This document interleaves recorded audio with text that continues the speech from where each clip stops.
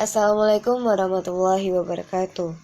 Perkenalkan, kami dari kelompok 2 yang membahas tentang strategi pembelajaran ekspositori dan strategi pembelajaran inquiry.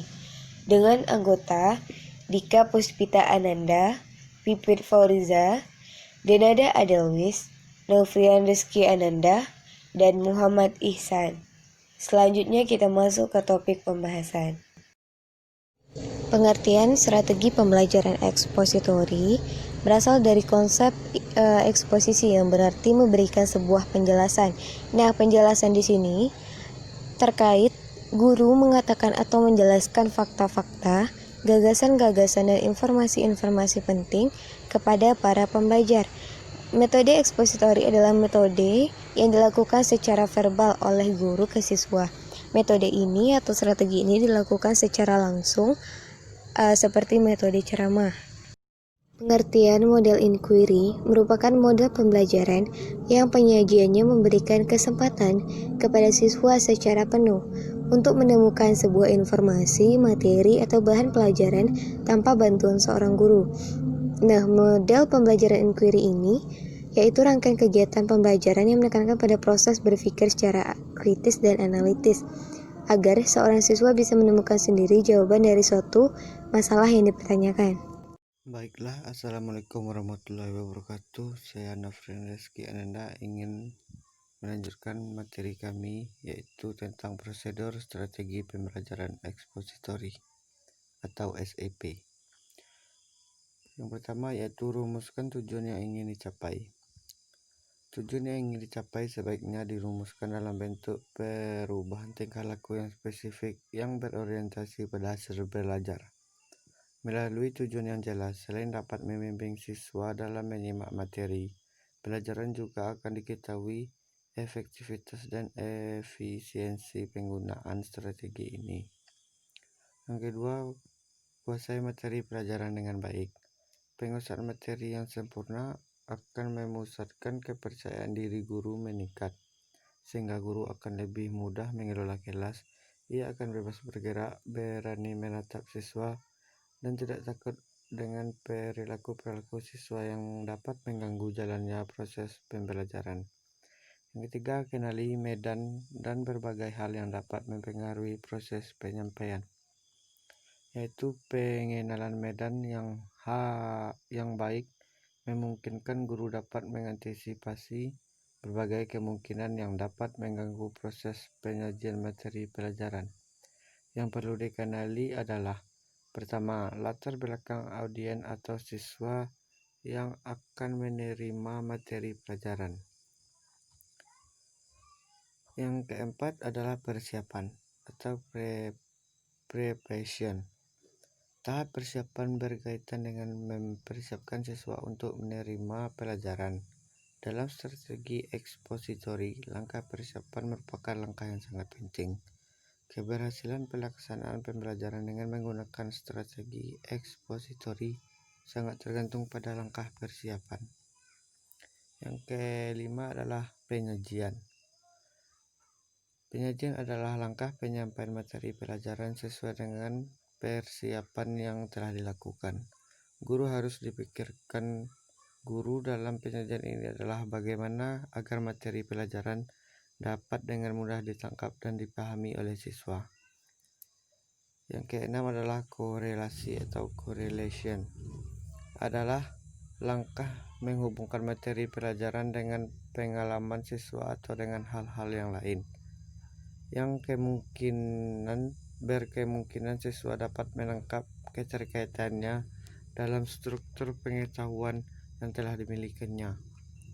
Langkah korelasi dilakukan untuk memberikan makna terhadap materi pelajaran, baik makna yang memperbaiki struktur pengetahuan yang telah dimilikinya maupun makna yang untuk meningkatkan kualitas kemampuan berpikir dan kemampuan motorik siswa. Yang selanjutnya adalah Assalamualaikum warahmatullahi wabarakatuh. Saya Dika Puspita Ananda, NPM 190700031, akan melanjutkan materi yang telah disampaikan oleh rekan saya Novrian tadi.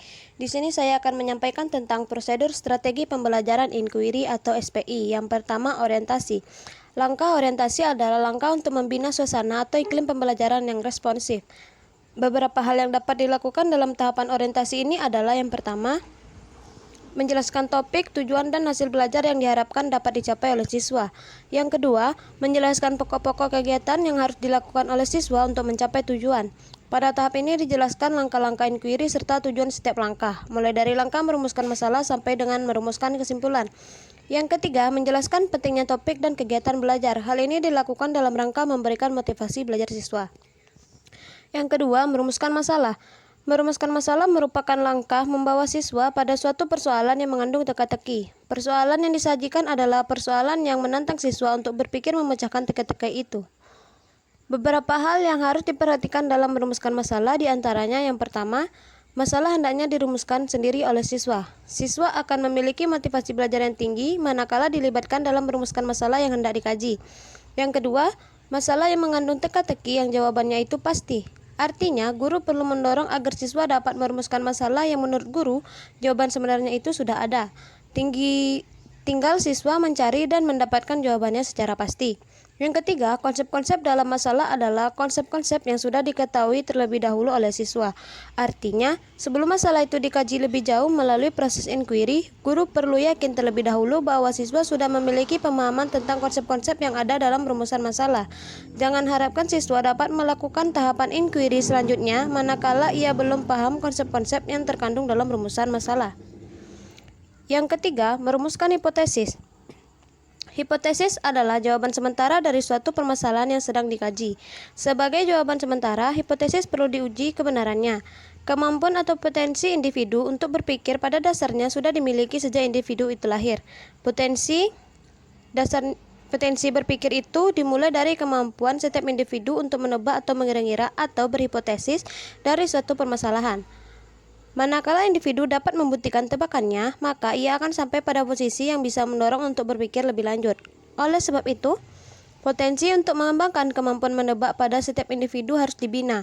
Salah satu cara yang dapat dilakukan guru untuk mengembangkan kemampuan menebak atau berhipotesis pada setiap anak adalah dengan mengajukan berbagai pertanyaan yang dapat mendorong siswa untuk dapat merumuskan jawaban sementara atau dapat merumuskan berbagai perkiraan kemungkinan jawaban dari suatu permasalahan yang dikaji. Perkiraan sebagai hipotesis bukan sembarangan perkiraan, tetapi harus memiliki landasan berpikir yang kokoh sehingga hipotesis yang dimunculkan itu bersifat rasional dan logis.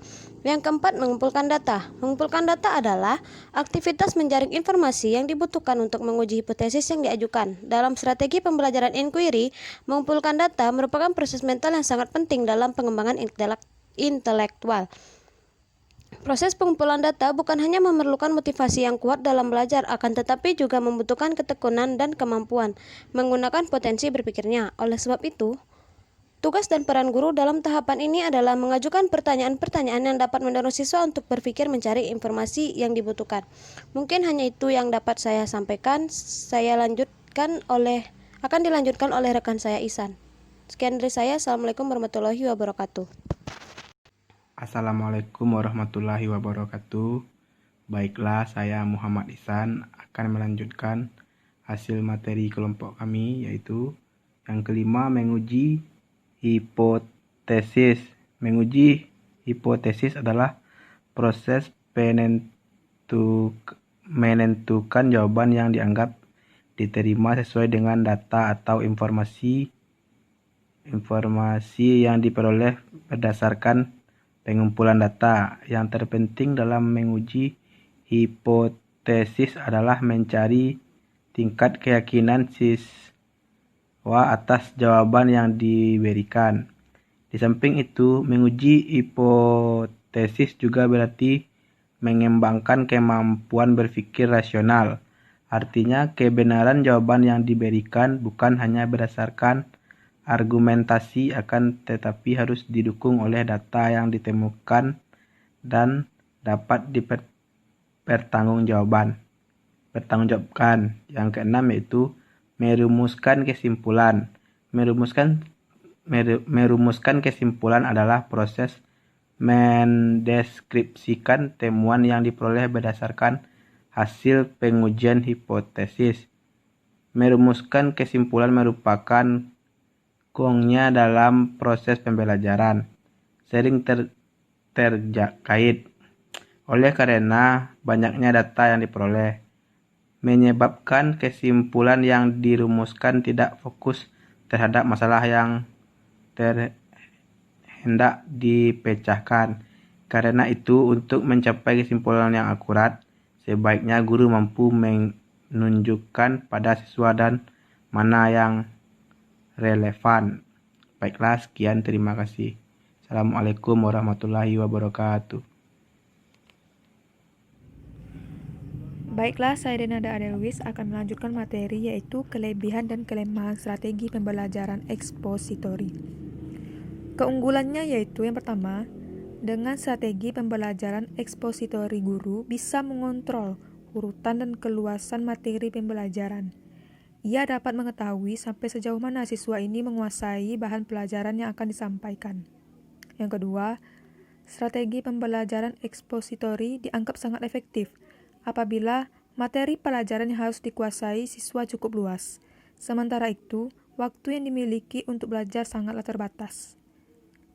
Yang ketiga, melalui strategi pembelajaran ekspositori, selain siswa dapat mendengar melalui penuturan tentang suatu materi pelajaran ini, juga sekaligus bisa melihat atau mengobservasi melalui pelaksanaan demonstrasi. Yang keempat, keuntungan lainnya adalah strategi pembelajaran ini bisa digunakan untuk jumlah siswa dan ukuran kelas yang besar. Kelemahan strategi pembelajaran ekspositori ini, yang pertama, strategi pembelajaran ini hanya mungkin dapat dilakukan terhadap siswa yang memiliki kemampuan mendengar dan menyimak secara baik. Untuk siswa yang tidak bisa memiliki kemampuan seperti itu, perlu digunakan strategi-strategi yang lain. Yang kedua, strategi ini tidak mungkin dapat melayani perbedaan setiap individu, baik perbedaan kemampuan, perbedaan pengetahuan, minat, dan bakat, serta perbedaan gaya belajar. Yang ketiga, karena strategi ini lebih banyak diberikan melalui ceramah, maka akan sulit mengembangkan kemampuan siswa dalam hal kemampuan sosialisasi, hubungan interpersonal, serta kemampuan berpikir kritis. Yang keempat, oleh karena gaya komunikasi strategi pembelajaran lebih banyak terjadi satu arah, maka kesempatan untuk mengontrol pemahaman siswa akan materi pembelajaran akan sangat terbatas pula. Kelebihan dan kelemahan strategi pembelajaran inquiry. Yang pertama, kelebihannya membantu peserta didik untuk mengembangkan kesiapannya serta penguasaan keterampilan dalam proses kognitif. Yang kedua, peserta didik memperoleh pengetahuan secara individual sehingga dapat dimengerti dan mengendap dalam pemikirannya. Yang ketiga, dapat membangkitkan motivasi, gairah belajar peserta didik untuk belajar lebih giat lagi. Yang keempat, memberikan peluang untuk berkembang dan maju sesuai dengan kemampuan dan minat masing-masing. Yang kelima, memperkuat dan menambah kepercayaan pada diri sendiri dengan proses menemukan sendiri karena pembelajaran berpusat pada peserta didik dengan peran guru yang sangat terbatas. Kelemahannya yaitu, yang pertama, siswa harus memiliki kesiapan dan kematangan mental.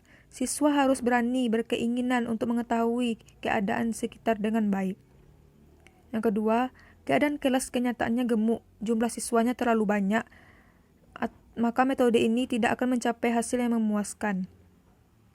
Yang ketiga, guru dan siswa yang sudah sangat terbiasa dengan proses belajar mengajar gaya lama, maka metode inquiry ini akan mengecewakan.